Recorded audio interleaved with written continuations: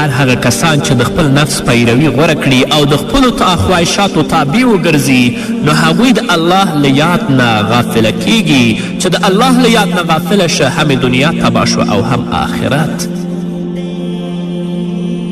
الله رب العزت بل مثال ورکوي په سورة ملک کې 22 آیت کې افمن یمشي مکبا علی وجهه اهدا امن یمشي سویا علی صراط مستقیم. الله وایي ښه فکر وکړئ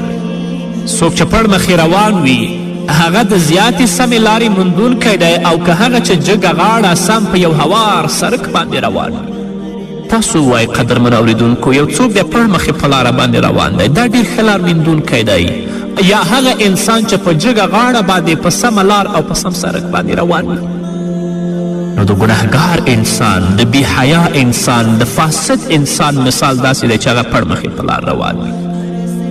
نو که چا د هغه ملګري غوره کړه د هغه په مجلس کې ناسته او ولاړه وکړه لکه څنګه چې هغه پړ مخې په لار روان دی تباه دی دا انسان به حق له لارې وباسي. او د نیکبخته انسان د هغه انسان مثال چې هغه د الله د اوامرو او د الله د احکامو پابند دی د محمد رسول الله صلی الله علیه وسلم د سنتو پابند دی د رسول الله صلی الله علیه وسلم ارشادات په خلاصو غوږونو مني او اوري د هغه مثال داسې دی لکه چې په جګه غاړه باندې په سمه لار باندې روان وي نو خامخا به د هدف ته رسیږي. نو که تاسو د داسې انسان مجلس غوره کړئ او د دوی په مجلسونو کې ګډون وکړئ د دوی خبرې واورئ د دوی ملګري غوره کړئ لکه څنګه چې دوی حق ته رسیدلی دي انشاءالله د دوی په ملګرتیا به الله رب العزت تاسو حق ته ورسوي. نو درنو ځوانانو خویندو او ورونو راشئ د نیکانو په مجلسونو کې ګډون وکړئ د الله رب العزت د دین په مجلس کې ګډون وکړئ په هغه مجلسونو کې ګډون وکړئ چې هلته د الله د دین خبره کیږي.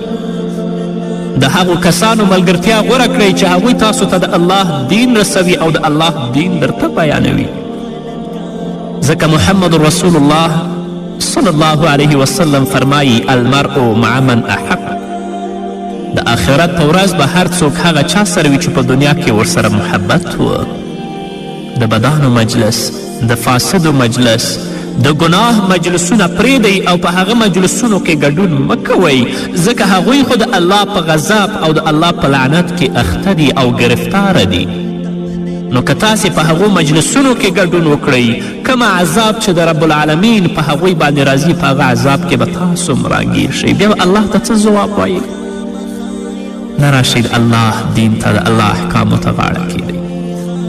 د محمد رسول الله صلی الله علیه وسلم ویناوې واورئ چې یو ځوان په اسلامي ټولنه کې او په اسلامي کورنۍ کې څه مسئولیت او څه موقف لري د هغه اخلاق د هغه اعمال د هغه لباس باید څنګه وي همدارنګه یوه درنه خور په اسلامي ټولنه کې او په اسلامي کورنۍ کې څه موقف او څه مسئولیتونه لري باید څه وکړي اعمال یې څنګه وي اخلاق یې څنګه وي جامه او کردار یې څنګه وي. والله زه تاسو ته اطمینان درکوم چې د الله په دین کې عزت دی بل ځای عزت نشته په فساد کې عزت نشته